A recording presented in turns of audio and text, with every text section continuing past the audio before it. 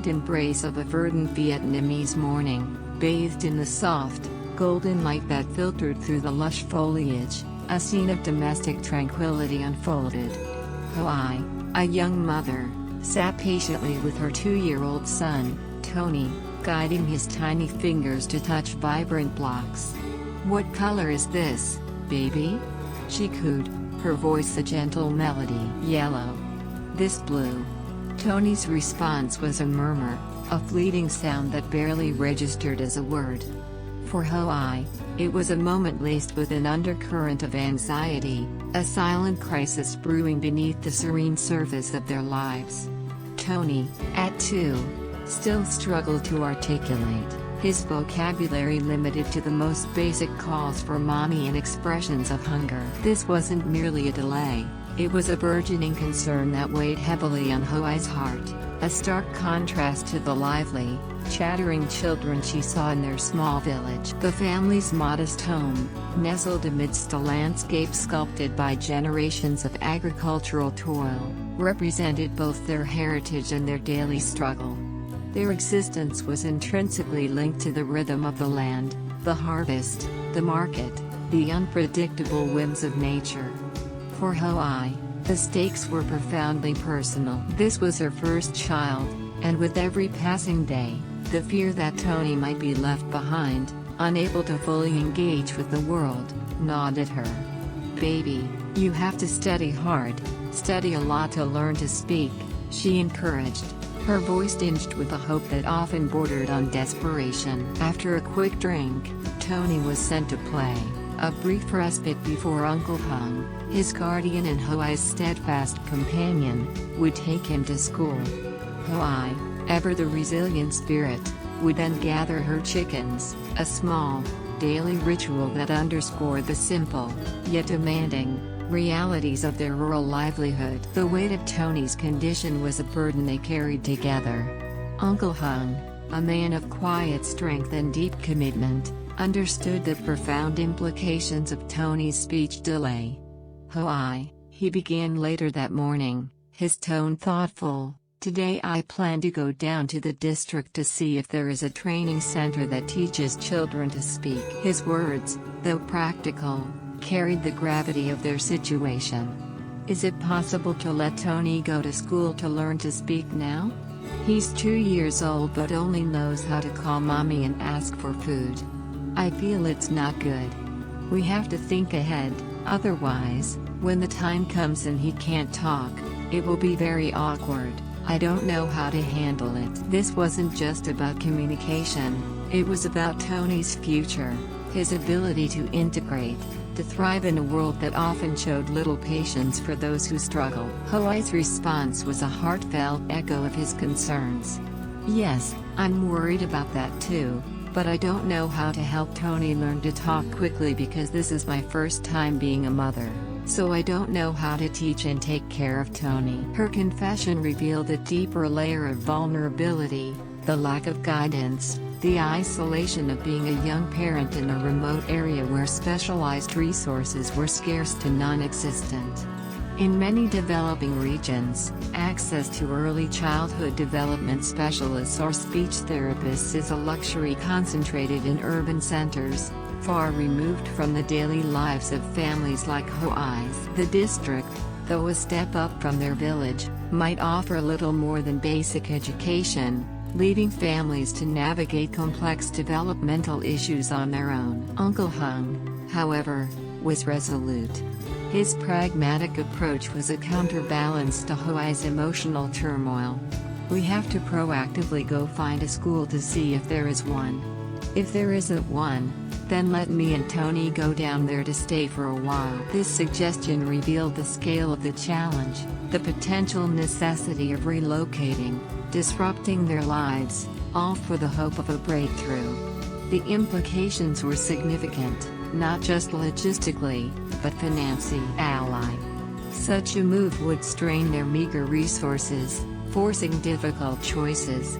But Uncle Hung, embodying the enduring spirit of familial support often seen in close-knit communities, was prepared.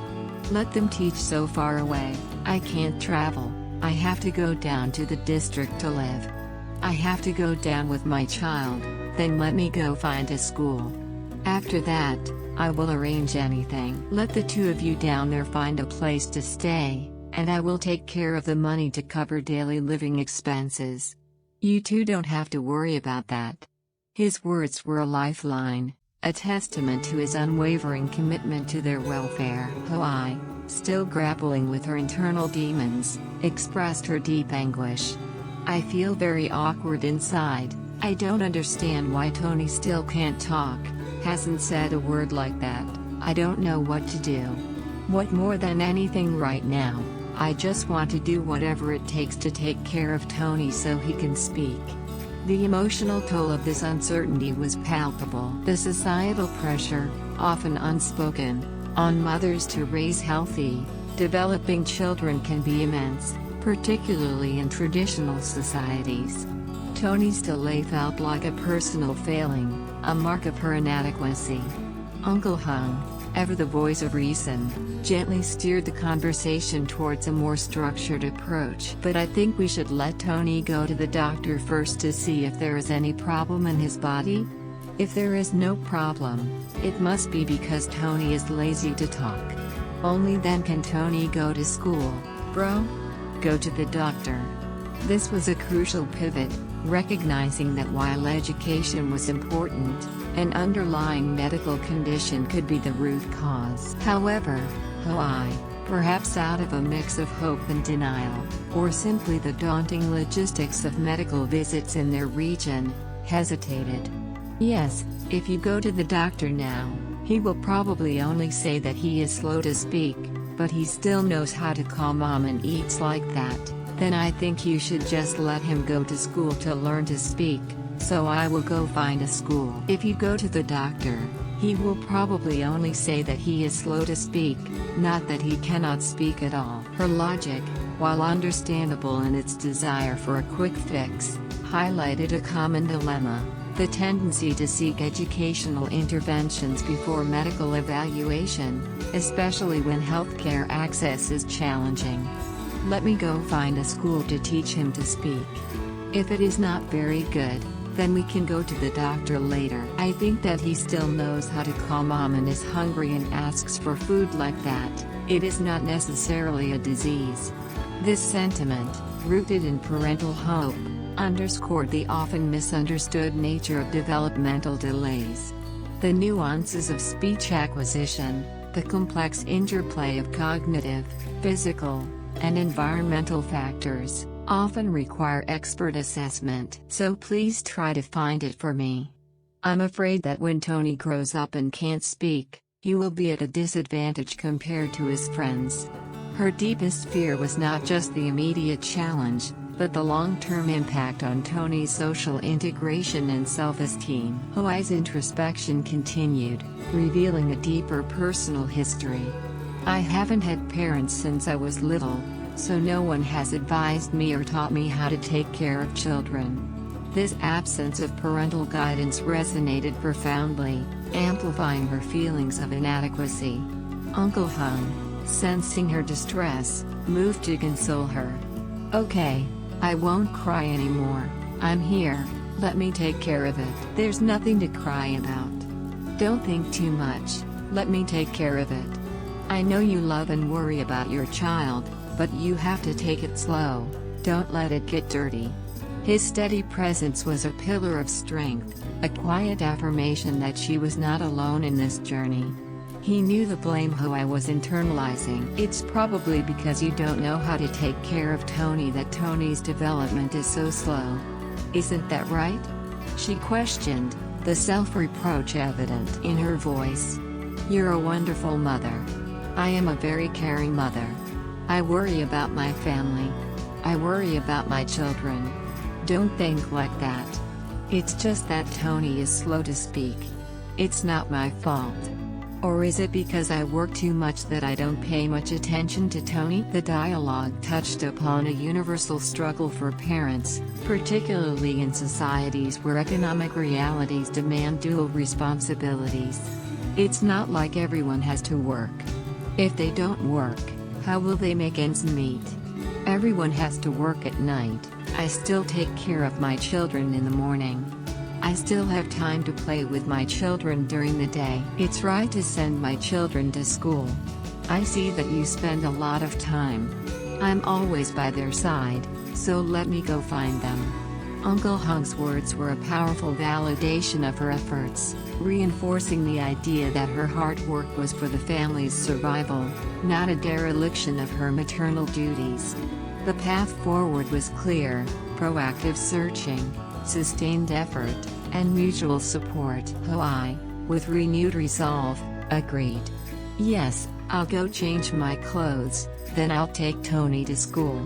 After that, I'll go down to the district to find a school to see if there's any school that accepts teaching children to speak."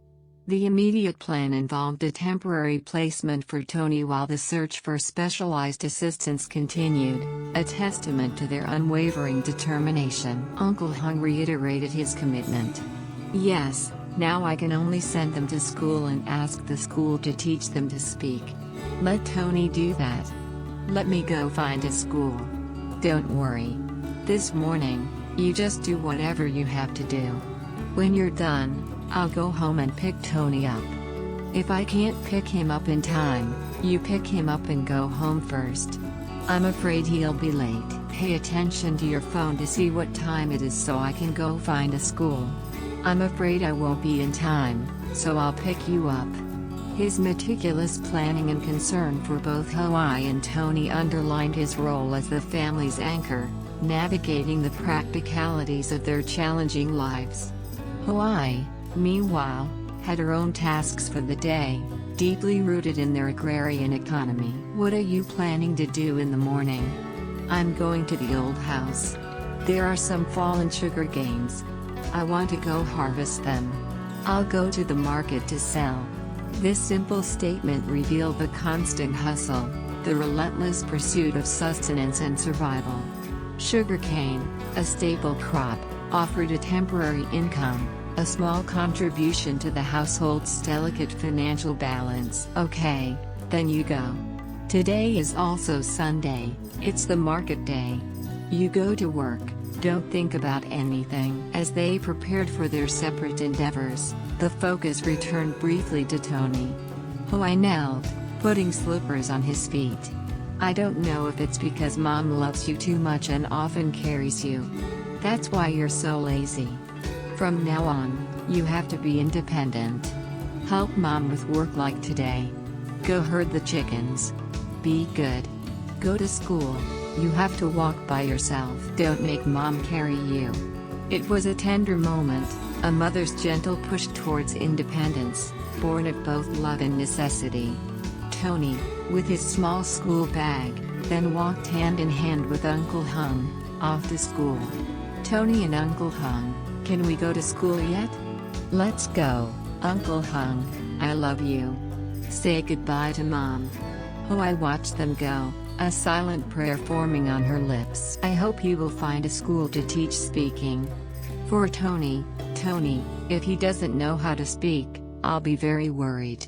The morning sun climbed higher, casting longer shadows, as the family embarked on a day filled with both routine labor and the profound search for a voice. The sun, now at its zenith, beat down on Hoai as she made her way to the old house, a plot of land that held more than just fallen sugarcane. It was a repository of memories, a symbol of their past, and a stark reminder of their present financial precarity. The sugarcane, partially damaged by recent heavy rains, represented a small, immediate salvage operation. "I'll cut down these fallen sugar canes to sell for any money. If we leave it like this, it will be ruined." This wasn't just about recovering a crop, it was about preventing further loss, a daily struggle for agrarian families whose livelihoods are constantly at the mercy of weather and market fluctuations. The global climate crisis often exacerbates these vulnerabilities, making once predictable seasons erratic and harvests unreliable. As she worked, her thoughts drifted to the old house itself, not the land where the sugarcane grew, but the actual dwelling that once housed their family, now occupied by strangers. "Does anyone want to move in?" Why I bought all the tables and chairs. I don't know when I can redeem this house. I really want it back. The house was not merely property, it was an embodiment of their history, a tangible link to their roots. In many traditional societies, land and home are integral to identity, and their loss can carry a profound emotional and social cost. The tables and chairs she had seen suggested permanent occupation, a chilling confirmation of her fears. I'm just afraid that the creditor will sell this house. I'm giving it to someone. The specter of debt, a common affliction in rural economies, loomed large. The fear of losing the house outright, of having it slip away irrevocably, was a constant, gnawing worry. A familiar voice cut through her reverie. "Mon, are you home?" It was Mon, a neighbor and friend, arriving on his motorbike, a common sight in their village. "Yes, who's calling?" Hoai asked, momentarily startled. "It's me, Hero. When will you come back? I just passed by the house. Come in and sit down." The casual exchange belied the deep-seated concerns both carried. Mon, like many others in their community, was a small-scale farmer and trader, acutely aware of the daily grind. After exchanging pleasantries and an offer of water, a gesture of hospitality that transcends economic hardship, their conversation naturally turned to business. Mon was reviewing his ledgers, a meticulous process for those who live on the margins. I'm doing the books, yes, I'm just adding up a few payments. Did you make a lot of profit from that grapefruit garden you bought?" Uncle Hung inquired, seeking an understanding of the broader economic currents affecting their community. Mon's response painted a grim picture of the realities of agricultural trade in their region. "I bought the grapefruit garden from him for $2 million, brother. I'm also earning extra money at home. Lately, there are too many floods, so grapefruits sell poorly. Brother, let's drink some water." "Yes, brother. Drink some water." During this flood season, the roads cannot be transported down to consume the sugar. The grapefruit price drops, and I can earn 2 to 3 million. That's fine. I trade through Tay, just like that, it's also good. Okay, quit. I learned 2 to 3 million BND in 2 more sessions. This casual recounting was a window into the precarious nature of their livelihoods. Floods, often exacerbated by climate change and inadequate infrastructure in remote areas, don't just damage crops, they sever supply chains, driving down prices for perishable goods like grapefruit. Small traders like Mon, who rely on local consumption and efficient transport, are disproportionately affected. His aspiration to earn a mere 2 to 3 million BND, approximately 80 to 120 US dollars, over 2 sessions highlighted the scale of the financial struggle. The informal economy, while providing immediate income, often offers little in the way of security or long-term growth. With the economic update exchanged, Uncle Hung shifted to the pressing issue of Tony's speech. "Yes, but what are you doing here?" I'm going to the district for a bit. I'm going down to see if there's a speaking school down there. Because Tony is 2 years old and still can't speak. I feel so sorry for Hoai. The personal concern for Tony, previously shared only with Hoai, was now extended to a trusted friend, underscoring the universal parental anxiety regarding a child's development. Mon, initially confused, asked for clarification. "Who is Tony?" "Tony is his girlfriend's son. You probably don't know the baby's name." "That's his girlfriend's son. Yesterday, his birthday was 2 years old, but he doesn't know how to say anything. Sometimes he calls me her son. CA's name is Tony." The exchange emphasized the tight-knit community where everyone knew each other, yet sometimes the details of familial connections could still surprise. Then, Uncle Hung turned to the lingering worry of the old house. "Yes, but Mon, yes, my house before Kia lived there. Someone moved in now, right?" The question was direct, laced with apprehension.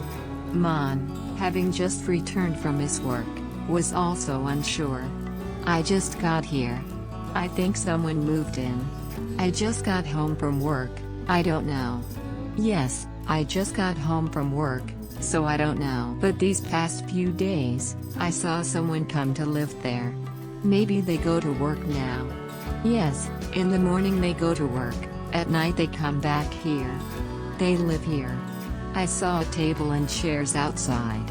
I think someone must have lived there for them to buy tables and chairs. Yes, when you came back, I saw it there. The confirmation that the house was indeed occupied, and seemingly permanently, struck a painful chord. The visual evidence of new tables and chairs spoke volumes. I don't know when I'll be able to redeem this house anymore. I'm afraid the landlord will sell it to someone else. I'm afraid they won't keep it. I'll redeem it. This wasn't just about reclaiming property, it was about reclaiming a piece of his soul. In my heart, I always want to redeem the house because this is how much effort and memories I have in this land, from difficult times to happy times. There are really a lot of memories about this house now. I don't know how I can do it. The house symbolized resilience, struggle, and the enduring bonds of family and history. The threat of its permanent loss was a profound blow. Uncle Hung, recognizing Mon's good nature, made a request. Tonight I'll ask you a little bit. What's the matter, guys? Pay attention to them when they come back from work. I'll go over and ask for you. Did they buy this house or did they just rent it out?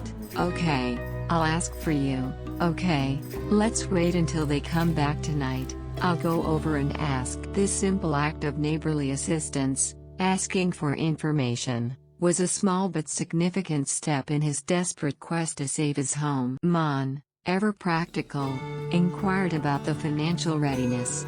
Have you prepared enough money to redeem the house yet? Uncle Hung's answer revealed the scale of the challenge. I don't have enough, it's such a large amount of money. How can I get enough? With my monthly salary like that, I'll have to work for 4 or 5 years. I'll try to turn it around. And also, I have a few fields and gardens. I'll sell some of them so I can redeem the house because I'm a civil servant, so I can't do it. I'll just give up all my fields and gardens and just lend them out. And also, my mother doesn't live with me anymore.